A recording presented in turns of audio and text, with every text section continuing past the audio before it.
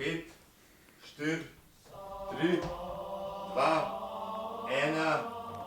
1. In začetek je dobrodošli na Urbani frekvenci na podcastu UF na Osmici. Jaz sem se danes zjutraj pelal in je dež padal in sem rekel, Karim pride danes. In sem razmišljal, kako bi jaz začel ta podcast. In sem prišel do zaključka, da ljudje ne znamo dihati. Je tako. Karim, dobrodošel. Dej prosim za začetek povej našim poslušalcem, zakaj ljudje ne znamo dihati. Razlogov je lahko več.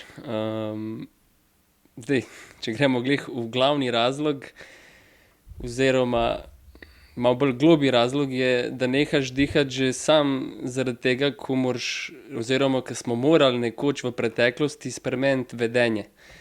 Primer, ti se hočeš izražati čustveno po svoje, ampak okolica od tega do tebe ti ne dopušča.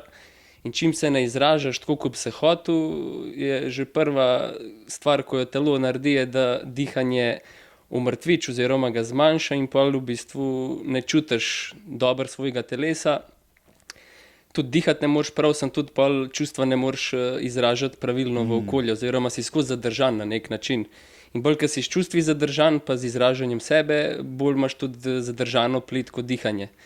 Tako da to je en osnovni, glavni razlog, je bolj globlji. Zdaj, druge stvari so pa takšne, da v bistvu dihati prenehaš zaradi prekomernega stresa lahko, recimo, da si skozi v glavi v prihodnosti, skozi v kompu ali pa v okolici. Sorry, da te prekinem. Se pravi, dihati nehaš, ko si preveč pod stresom.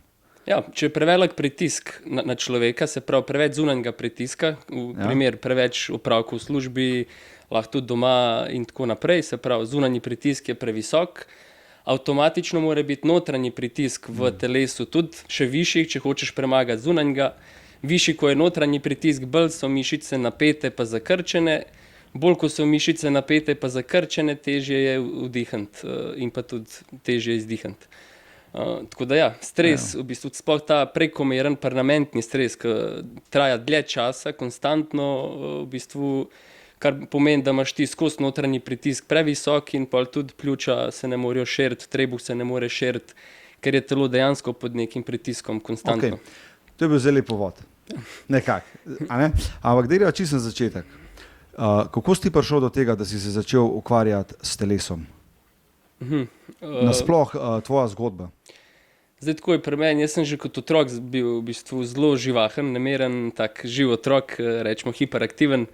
Tako da je moja mama že kot pri 4 letih najdla neko točko, kjer bi me lahko pomirila v gibanju, tako da sem že pri 4 letih začel z gimnastiko pa plavanjem, tako da mi je šport, gibanje nekako že res od samega začetka prisoten, v bistvu res odkar vem, gibam na polno. Potem sem se pa skozi življenje v bistvu iz plavanja gimnastiko usmeril v košarko, ker sem treniral celo osnovno šolo, v bistvu sem špil v basket. Potem sem bil prevelik za basket, pa sem se... Kaj jaz? Imel sem oba metra 90. Ja. Pa sem se pol usmeril v fuzbal, v bistvu, ker sem za njih bil dosti visok. In sem pa začel s tem. Tam sem tudi prišel do profesionalnega športa, v bistvu do tega, da sem tudi za člane zaigral.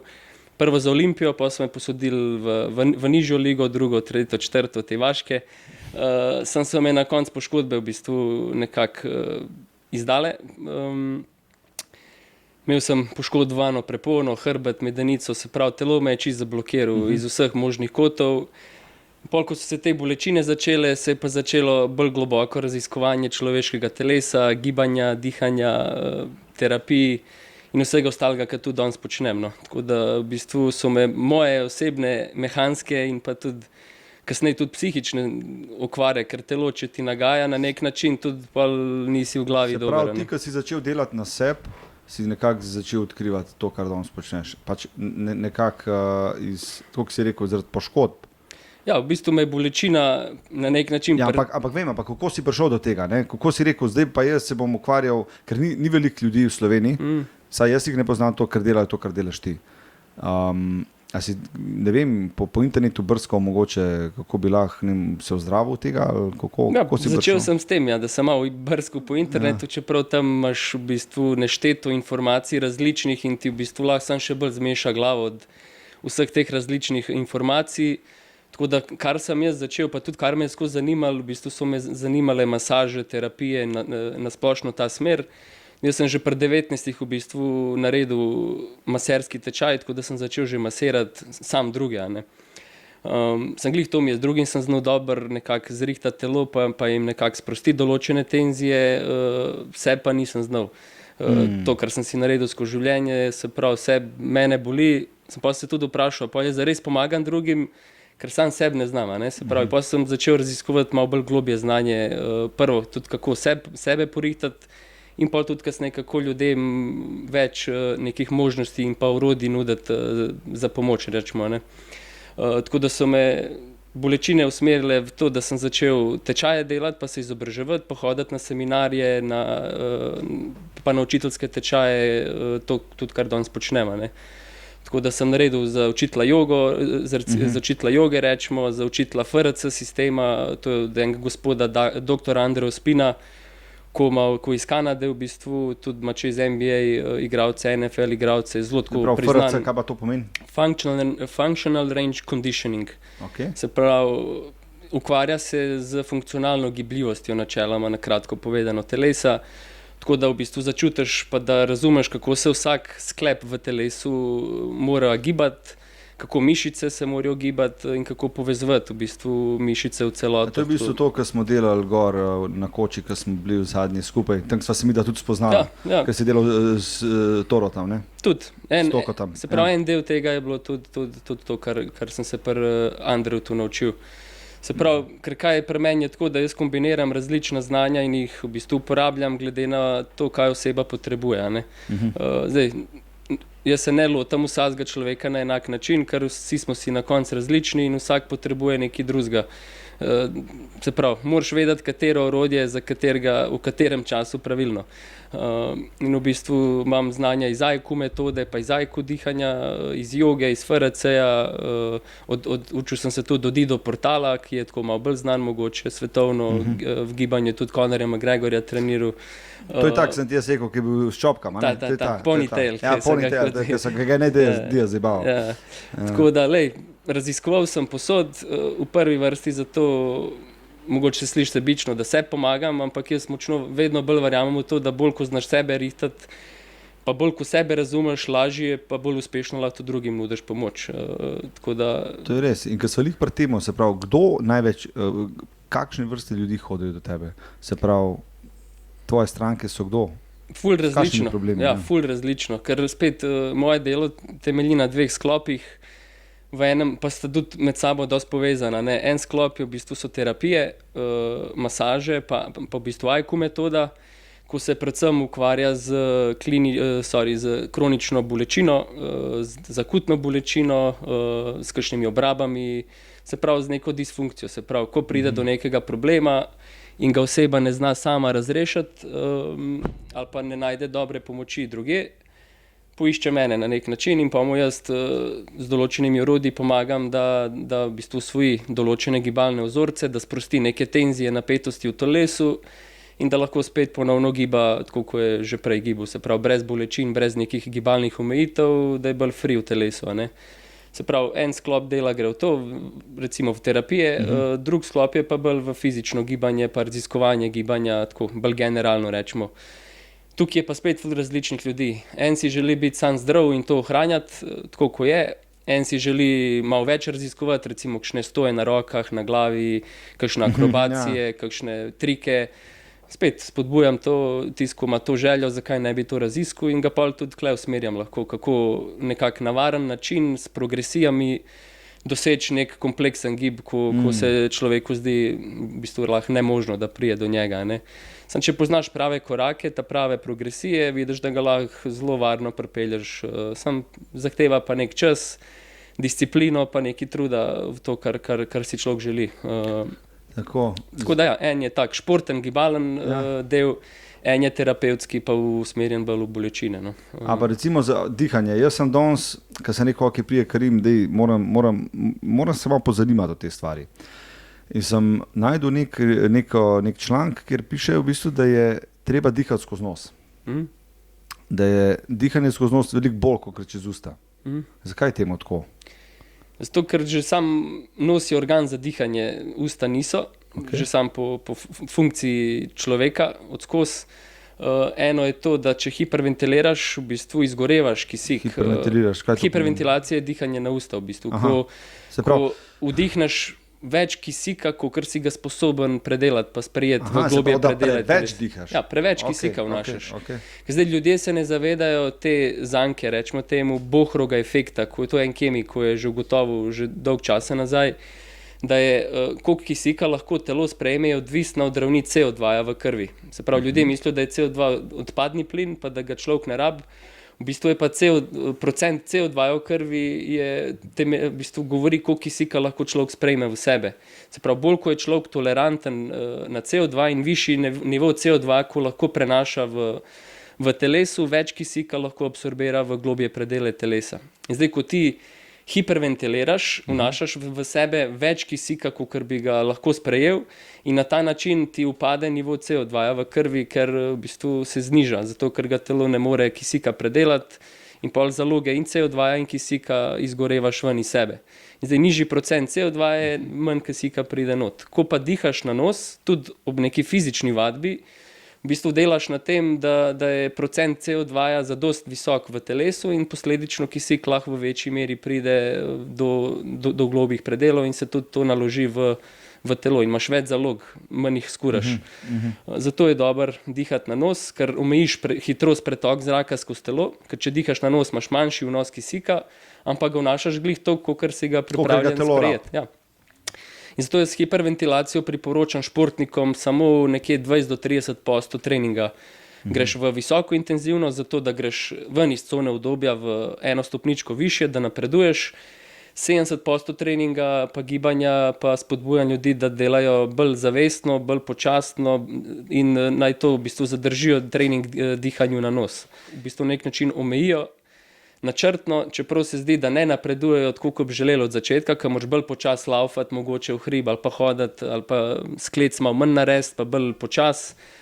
Od začetka dobiš tak feeling, da pa premalo delaš, sem dolgoročno, ko pa vztrajaš na ta način, vidiš pa, da veliko dlje prideš in se veliko manj uničeš na dolgi rok in lahko lažje ohranjaš dobro formo tudi kasneje. Če pa konstantno ti hiperventiliraš v treningu in si skozi v pušu na nek način, pa konstantno izgorevaš svoje telo, dokler gura, dokler zdrži, ne veš. Pa kar enkrat zboliš, ali pa se poškoduješ, ali pa vidiš, da ti niha forma, da si enkrat ful dober, drugič ful slab, pa ne veš zakaj. In to je vse znak neke izgorelosti oziroma nepravilnega pristopa do treninga. Ne? In jaz raje vidim, da oseba napreduje počas, pa globok, pa dober in gre počas premica na gor, ampak gre večino časa na gor. Večina ljudi pa kar danes počne, pa da ful hitro napreduje, sem pa tudi močno pade dol vsakič, ker zmer nekaj pride, ker telo ni narejen na prehitro adaptacijo. Če prehitro hočeš adaptirati na force, te bo sila uničila. Če pa delaš počas, previdno, načrtno, boš pa veliko dlje prišel dolgoročno. Ne? In kako bi zdaj jaz mogel dihati? Zdaj, ko govoriš, to je na nek način sva v akciji, rečimo, se pravi, pa tudi govoriva veliko, tukaj je zelo težko, oziroma med govorjenjem težko. Ker itak dajaš ven, ja. Je pa tako, boljš ko dihaš, več lahko poveš besed skozi en izdih, ker načeloma vdihneš in pol, ko govoriš, jaz cel cajt govorim skozi izdih in daljši, ko lahko vodaš izdih, dlje lahko govoriš v enem stavku.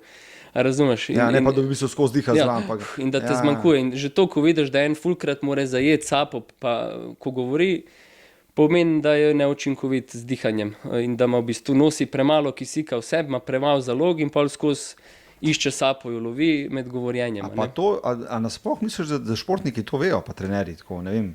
Ful premalo je poudarka na regeneraciji, nasploh, na kvalitetnem počitku in na pomembnosti dihanja. Ker zdaj, kaj to dihanje je? Se pravi, dihanje je avtonomna funkcija živčnega sistema, ne? Se pravi, deluje, tudi če ti ne razmišljaš o tem, boš dihal ne glede na kaj.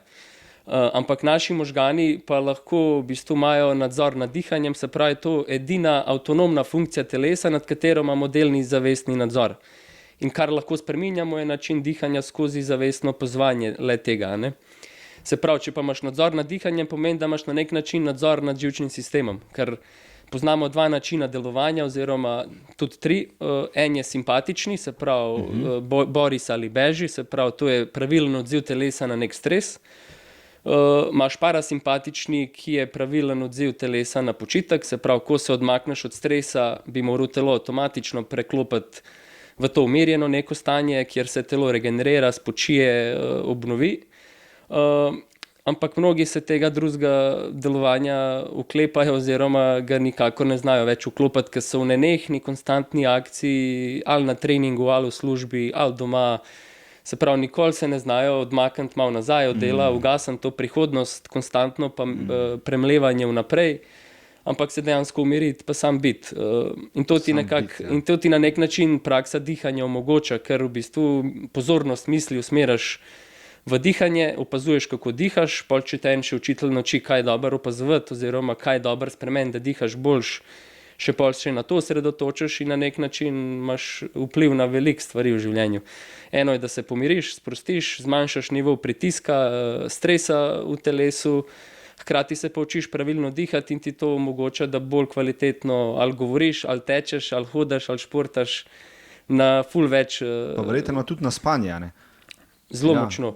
Ker zdaj, če oseba zaspi v simpatičnem delovanju, da je v bistvu v tej borbi in gre spat, ima njegov telo še zmeraj mišice napete, kot da je v stresu, kot da je v službi, čeprav spi. In to je današnji družben problem, da v bistvu imajo ljudje 24/7 vklopljen simpatikus, pa posledično imajo mišice kronično napete, ker če si v simpatičnem delovanju, so mišice v krču, sploh hrbtne mišice, in če so mišice 24/7 napete in jih oseba več ne zna nikakor sprostiti, bo slej ko prej prišlo do nespečnosti, do izgorelosti, do bolečin, do kroničnih zadev, ker se oseba nikoli ne zna dejansko dati na off, pa se ugasne, tako da se sprosti. In to v bistvu na nek način tudi jaz učim. Jaz sem recimo zdaj, čisto tako povedal, jaz sem recimo zdaj, saj včeraj sem imel, ful težko zaspim. Zato, ker ful mi gre v misli, a veš, ali razmišljam, kako bom naslednji dan recimo delal, kaj bom mogel vse narediti. In imam občutek, da lih to, da podzavestno ne znam dihati. A veš, in kakšna je recimo vaja? Kakšna vaja bi lahko zame ali pa za nekoga, čisto začetna vaja pravilnega dihanja? Recimo zvečer ali pa čistko.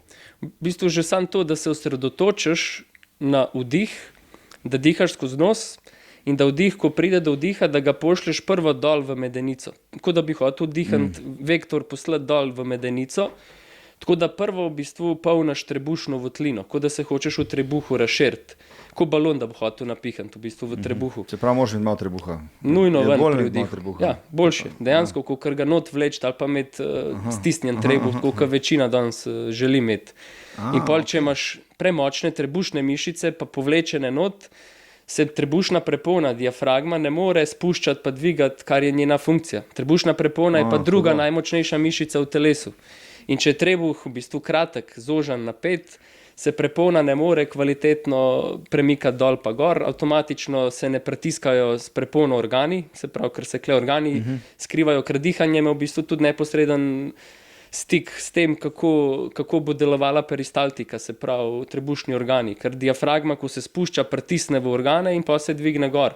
In ta pumpa v bistvu stimulira prebavo presnovo, pa pretok limfe omogoča, da se kroži tako, kot bi moral. Tako da ja, zato je zelo pomembno pri vdihu trebušno votlino razširiti. Pošlješ dol, pa dihaš kaj počas? Čim bolj počas, čim bolj neslišno, ampak še zmeraj pa globoko. Tako da v bistvu počasi vdihuješ, lahko si predstavljaš, kot da bi tanku vodo v lijak. In ko vdihneš dol, je v bistvu kot da bi nalagal vodo v lijak, ko se gor v bistvu zrak nabera proti prsnemu košu. In vedno gre vdih prvo dol in pol počasi nalagaš vsebino zraka proti gor. In če se recimo osredotočiš že na to, da vdihneš dol v trebuh, polnaš trebušno votlino, se razširiš in pol na izdih se počasi iz vzpodi na gor prazne trebušna votlina, se zoža. in delaš rečemo tempo 4 vdih, 2 pauze, 6 izdih, 2 pauze, 5 minut to ponavljaš, pred spanjem pa videl, kako ti živčni sistem ugasne, sprosti, simpatikus gre stran, prihodnost gre stran in mišice se ugasnejo. In je zelo hitro lahko občutiš dejansko to, če se osredotočiš na ta način dihanja. Tako da to je že lahko. Kaj še imaš pa ti ritual? Daj povej recimo zjutraj, kaj Karim dela zjutraj? Zikar imaš neke svoje rituale? Mislim, čeprav moji rituali se skozi spreminjajo, ker ne maram imeti enih in istih navad, ker pol padeš v rutino in si lahko robot, tudi če imaš zdravo navado, ti pol začne ta zdrava navada škodovati. Zanimiv mindset, ja. Ja, in pol probam v bistvu, čeprav imam vsako jutro neko zdravo rutino, ko jo imam, ne vem, ali vaje za hrbtenico, ali vaje za kolke, ali dihalne vaje počnem, se pravi, vedno si izberem nekaj, kar je koristnega zame, kar mi bo omogočilo, da tisti dan preživim bolj kvalitetno. Vsakič pač zberem nekaj drugega, ponavadi tisto, kar začutim, da zjutraj rabim. Primer, zbudim se, pa čutim, da imam neko tenzijo v vratu, bom se odločil, da bom to zrihtal. Ali pa se zbudim, pa čutim, da moje dihanje rečemo ni tako, kot je bilo včeraj, bom se danes na dihanje osredotočil in tako podobno čez telo. In tako da vsako jutro v bistvu imam nek pol ure, 40 minut, kjer pozornost usmerjam v sebe, takoj, zato da si dam neko, rečemo, ljubezen ali pa mehkobo, da lažje preživim nekak dana. Ne? Seveda. Pa praviš, da joga tudi pač. Joga je v bistvu, to je vse povezan. Ja, dosti je povezan, čeprav jaz vidim v sodobni jogi ful pomanjkljivosti, iskreno. Sodobna joga, daj mi to razloži. Ja.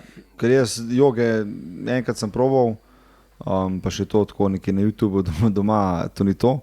Sodobna joga, kako se razlikuje od kaj klasične joge? Mislim, zdaj čisto sodobna joga je ful preveč, pa ne bom rekel vsi. Imaš zelo dobre učitelje, ki se še zmeraj držijo nekih starih osnov joge, kar pač joga je. Imaš pa novodobne joge, sodobne, kjer pa jogo jemljajo malo drugače, kot je osnova bi morala biti.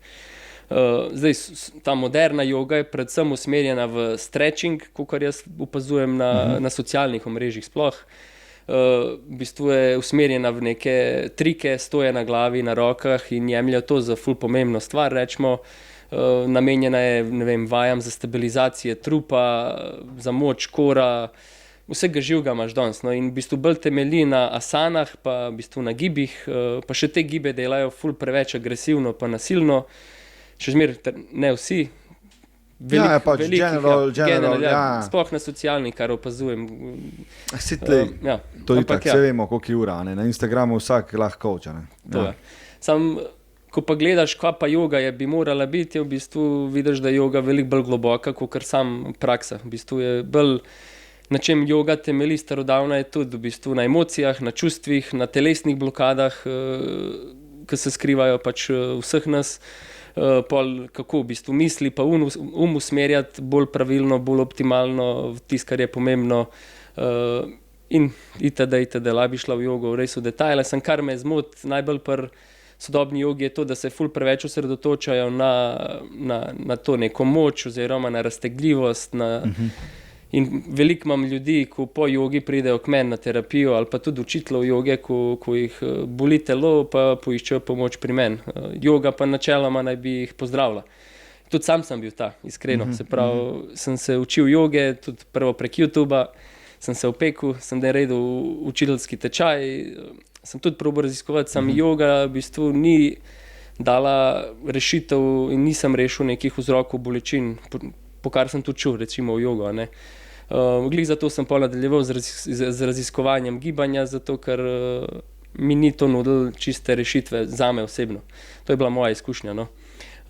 Tako da ja, potem sem pa raziskoval še različna druga orodja, ki pa so mi bolj pomagala, rečemo, kakor v bistvu moderna joga, oziroma sodobna joga. A veš, kaj je tumo dihanje? Kako? Tumo. Ne. Tumo dihanje, tako se najde ena stvar, ki te bi mogoče zanimala.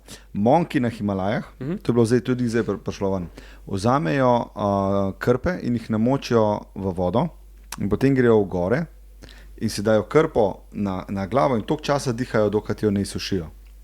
In to je neka zanimivo tako. Zdaj klele isto vidite slike pa video, ki sem ga najdel in v bistvu oni pravijo, da ko dihajo to pač paro pa to vlago, da v bistvu je to za njih pravilno dihanje.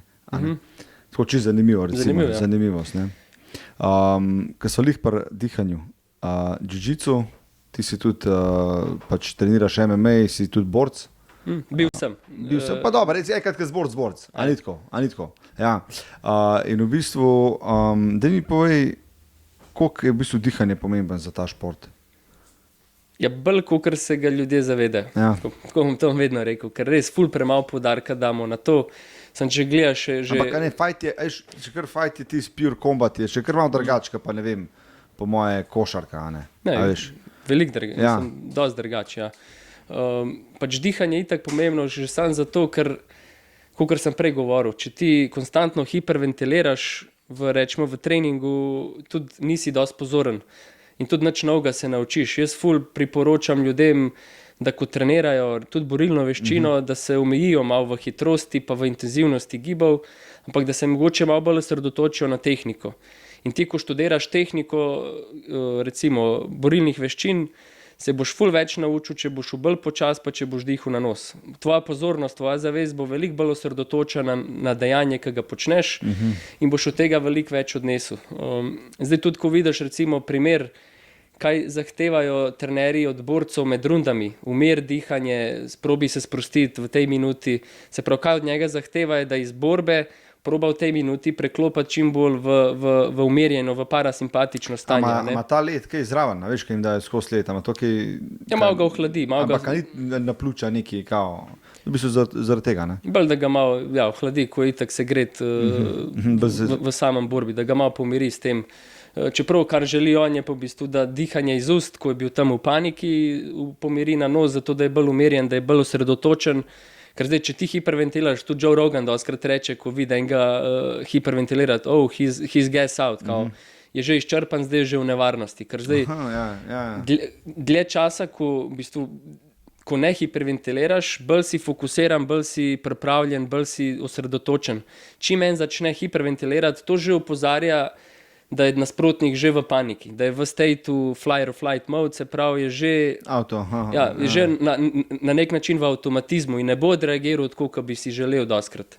Če pa si na nos, si ful bolj fokusiran, ful si bolj osredotočen, več časa imaš za reakcijo, bolj si v coni, v flow, tako kot vsak športnik, v bistvu, ko je kdaj padel v cono, ti bo znal razložiti ta efekt cone, flowa, osredotočenosti, ko v bistvu se na nek način čas ustavi. In imaš ful več časa za razmislek za neko reakcijo pred nasprotnikovo akcijo. Ne? In že sam, ko nadziraš dihanje, nadziraš živčni sistem in tudi nadziraš nekak potek dogodkov lahko bolj. Tako da praksa dihanja se lahko res usmer na vsa področja. Koliko borb si pa imel drugače? Imel sem 6 amaterskih MMA borb. To je pa to, v bistvu. In kakšen je feeling tako, ko greš pač proti kletki noter, kakšen je to ene vrste adrenalin verjetno, ne? Tak, samo svoj. Noro. Takrat sploh prvič, ko greš, ti je itak, nimaš pojma, kaj pričakovati. Tudi jaz, ko sem začel, sem dosti hitro šel v prvi fight, tudi znanja pol nisem imel veliko, tudi pol zaupanje ni bilo tako, kot bi moral biti in je tudi zaradi tega bila panika večja. Čutiš, kako ti srce že prejšnji dan začne razbijati, preden greš spat, razmišljaš, težko zaspiš, skozi premlevaš, kaj bom uporabil, kaj ne bom uporabil, že prejšnji dan se začne. Za nasprotnika si pa vedel, kdo bo? Ja, veš, približno veš, ker jih je 6, 7, 8 prijavljenih, pa 2 dobiš na dan.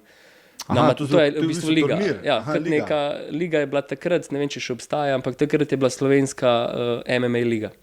Je bila za v bistvu začetnike za MMA borce, ko so se želeli razvijati, pa kasneje v profesionalni šport. Tako da ja, čutiš že prejšnji dan, pa preden greš v ring, je pa itak še bolj to prisotno. Zdaj, kar pa jaz vidim, več ko imaš izkušenj, se pravi 5., 6. fight je bilo že malo lažje nadzirati te občutke, to tesnobo in imaš že malo več nadzora na tem. Že lažje dihaš. Ja, če bi se takrat že z dihanjem ukvarjal, bi najbrž ful prej lahko to kontroliral in bi imel več fokusa, več nadzora in to bi tudi bil boljši, še boljši rečemo fajto. Omenil si prej, preden se je podcast začel, Uroša. Jurišič si rekel, da si tu z njemu delal, ne? Ali ti si v bistvu z njemu treniral ali si pač dodelal te neke vaje? Pa to je... Oboje. V bistvu začela sva tako, da sva skupaj trenirala v MMA Ljubljani, to že kar več kot 10 let nazaj, po moje. Tako da sem se bolj skupaj pripravljala, pa hodila tudi drugam na treninge. Pol je šlo obdobje, ko sem se pa jaz preusmeril v svojem delu v masaže, pa v treniranje drugih. In takrat sem se pol še z Urošem v to usmerila. Iskal je takrat trenerja, iskal je tudi rehabilitacijo tudi po hudi poškodbi kolkov. Takrat sem mu pomagal, sva skupaj kar veliko pretrenirala pa pregibala. Vsakič, ko je imel kakšno poškodbo, sva se skupaj lotila jo zrihtati. Tudi za vsak fajt sem ga fizično pripravil takrat, 2-3 meseca konstantno pred borbo sva delala v pripravah. Tako da kar par let, dolg časa sva skupaj delovala. Tako da ja, ful dobra izkušnja. Zdaj pa v bistvu gre v Bellator. Zakaj misliš, da Slovenci, če se gremo na MMA pogovarjati, ker tak podcast je podcast, zakaj misliš, da Slovenci nekako ne moramo priti v UFC? Misliš, da smo premajhni, da enostavno ni borca, ki bi lahko zastopal Slovenijo tam? Eno je to, da smo majhni, da je majhna država, zato je tudi malo borcev. Eno je pa tudi to, kar sem opazil, je, da se pa klubi ful premalo povezujejo, da se vsak drži zase, že tako nas je ful malo. Če sicer se to vedno več zdaj dogaja, se ljudje, sploh takrat, ko sem jaz bil, so bili vsi malo na nek način rečemo skregani, oziroma vsak se je držal zase. Kaj repari. Ja. Ful nas je malo. Namesto da bi skupili ful bolj skup, pa tisto, kar imamo dal na kup in bi pol veliko več verjetnosti bilo, da bi jih par iskle prišlo dlje. Uroš je tak, ko je v bistvu bil sprejet v večjih klubih in ko je v bistvu tudi hodil iz kluba do klub na sparinge, na novo znanje in je res vsem ohranil nek lep odnos. Se mi zdi, da ga je tudi to nekako tudi pripeljal, da je prišel dlje kot vsi ostali. On, kolikor jaz vem, on je bil v Ultimate Fighting, a ni bil? V Tufu je bil, ja. Bil je, sicer je imel, mislim, da en fight. Mislim, da je takrat zgubil on. Po sodniški odločitvi, ja. Je zgubil, pa se mi zdi, da ni dobil druge opcije v hiši. Sam je delal dober fight, parkrat ga je celo ruknil tako na kolena. Mogoče je šel prehitro tja, ne?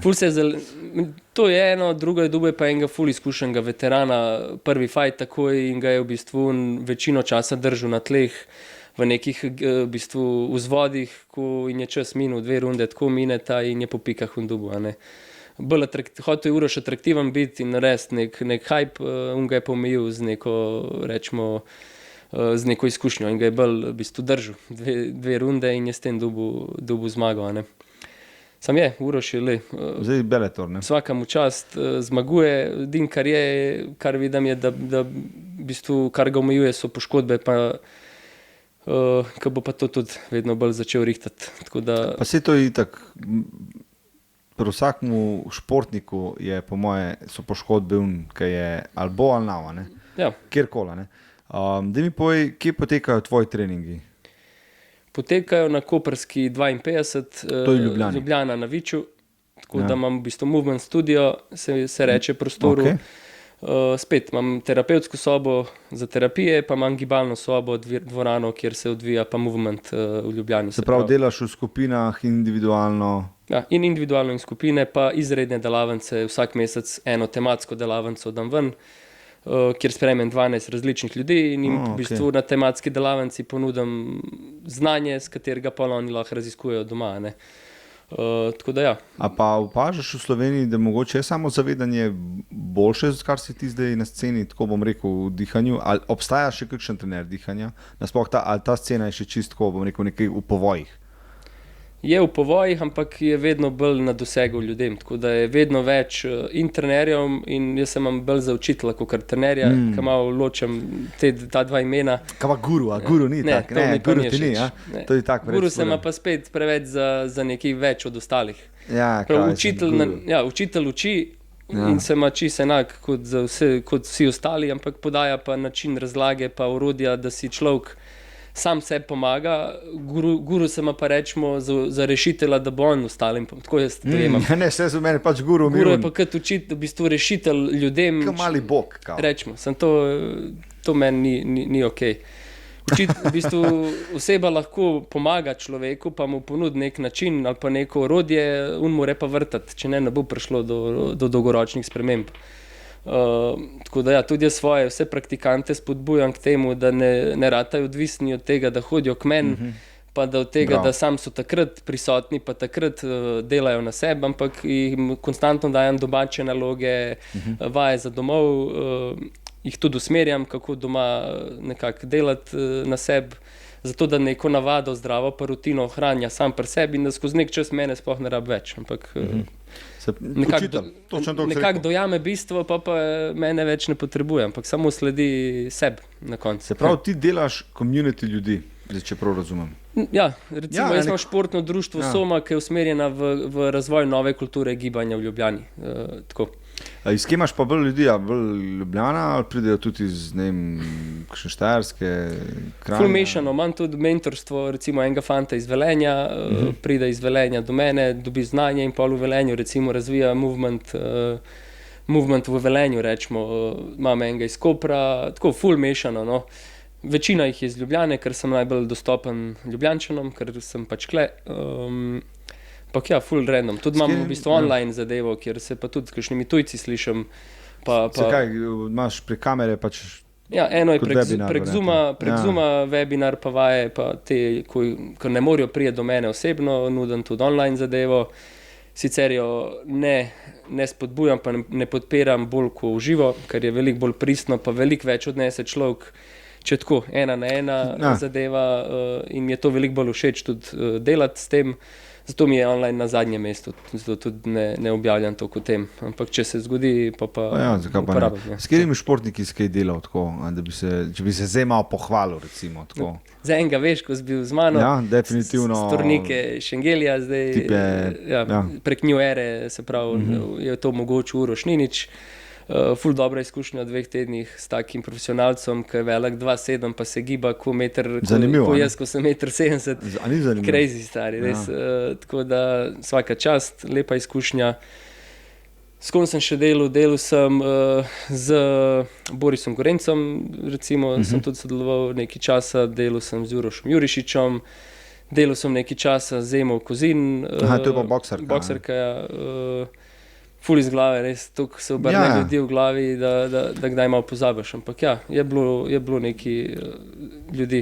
Ne, se to je cool, da te v bistvu, veš, da bi, ja, ker to mogo biti del treninga v bistvu.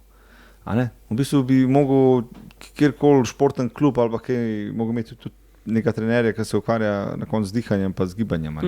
Ja. A veš, ker to je temelj, ni to je osnova, ne? Osnova, temelj je, ker ti se pravi, kaj je zame zavestno gibanje, pa zavestno učenje gibanja je zato, da zgradiš kvalitetno temelje, tako kot si rekel, da lahko na to temelje nalagaš vse ostalo. Ker zdaj ljudje se ne zavedajo, v bistvu ljudje bi povečevali volumen gibanja, pa napredovali recimo v kondiciji, moči in ostalih stvareh, nimajo pa še v bistvu, sploh nimajo normalne funkcije telesa. Zdaj, kar to pomeni, če oseba ne more počepati na svoje pete, se pravi tako v sproščenem položaju, da čepi dol, kot čučavac, se pravi, da greš dol, slavik skvat.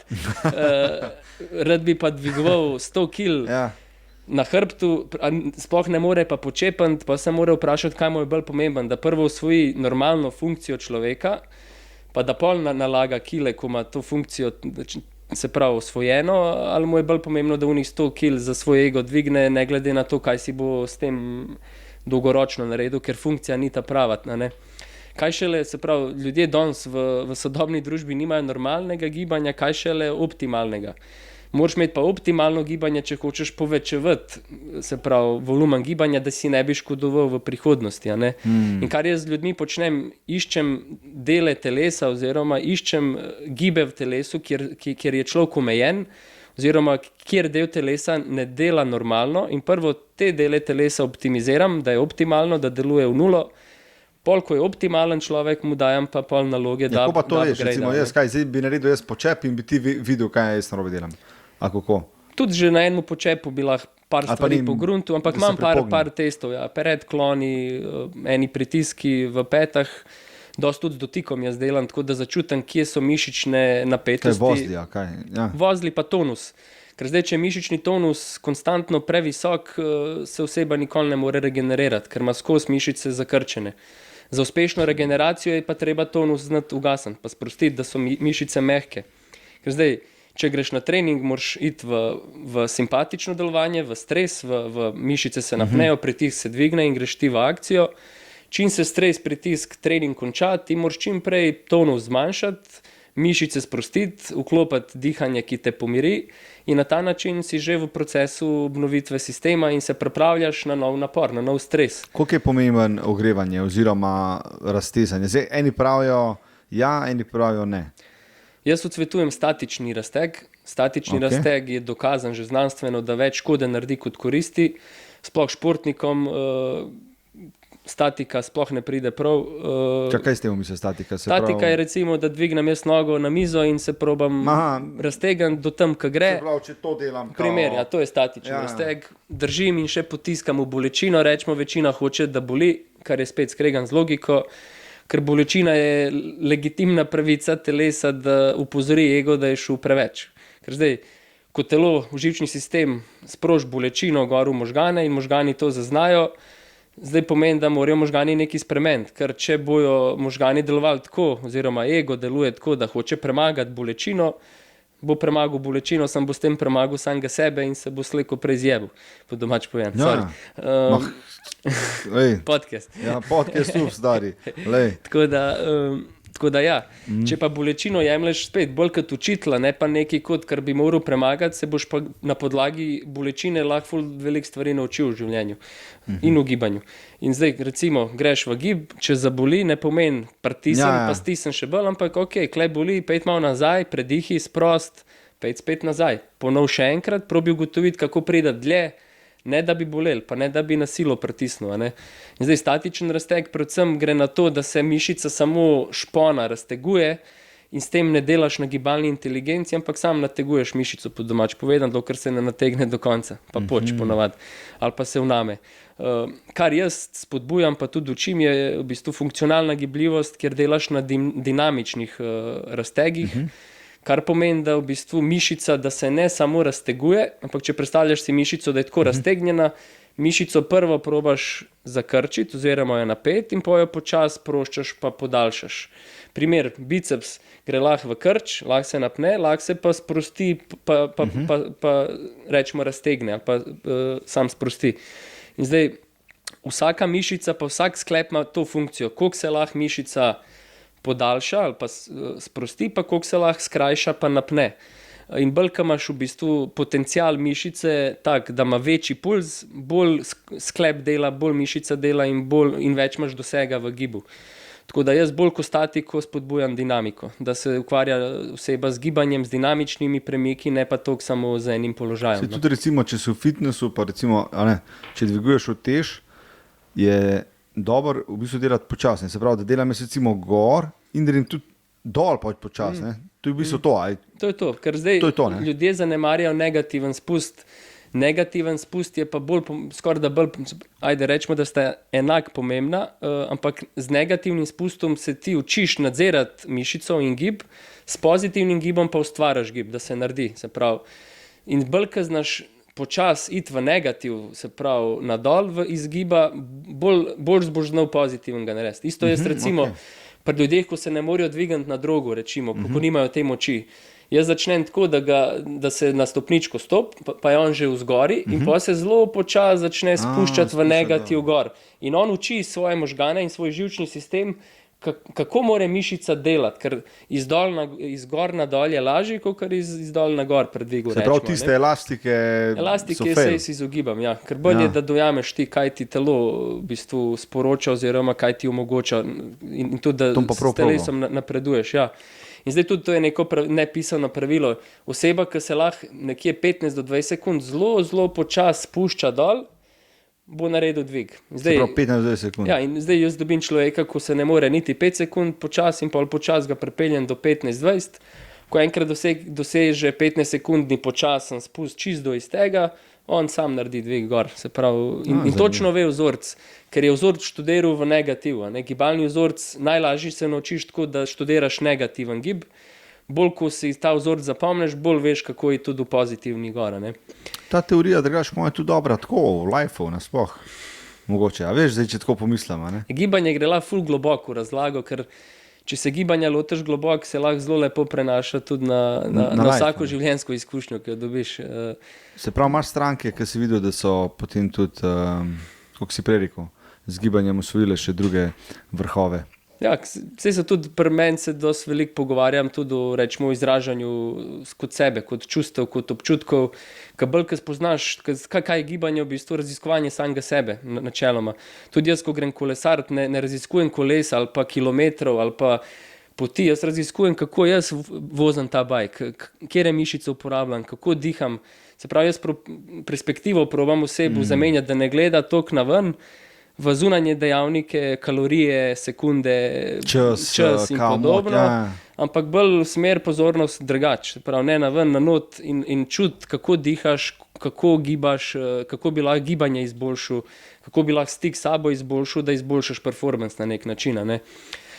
In v bistvu, ko jaz v to smer razlagam gibanje pa vajo, oseba začne tudi drugače dojemati sebe, svoje občutke, in pol pač zamenja tudi odnos do življenja, do zunanje okolice in se pol večkrat začne izražati, tako kot čuti sebe, bolj vpliva v okolje in se kar naenkrat spremeni smer življenja. Samo zavest pa tako dobiš, a ne? Pol ne gre življenje, rečemo, ko je šel, neko, rečemo, če je bila slaba smer, ampak gre vedno bolj v pozitivno, neko boljšo smer, ker vedno bolj ve, kaj hoče. In tako, gibanje zame je zelo dobro orodje, ker se lahko oseba poveže samim sabo in pa tudi zunanjim svetom bolj deluje.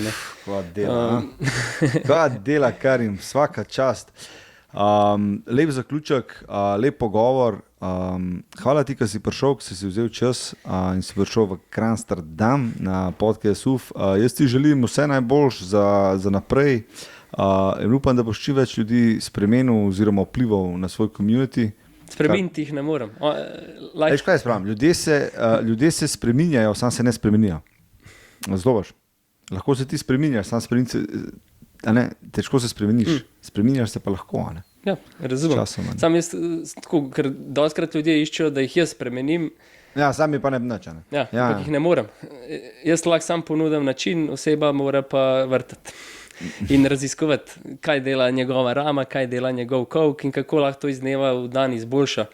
In tudi recimo ljudje, ko malo zavlečujem, enega boli rama in misli, zdaj bo prišel na terapijo in bo on to porihtal, pa da pa več ne vrabu nič delati na sebi, ker ga ne obolel.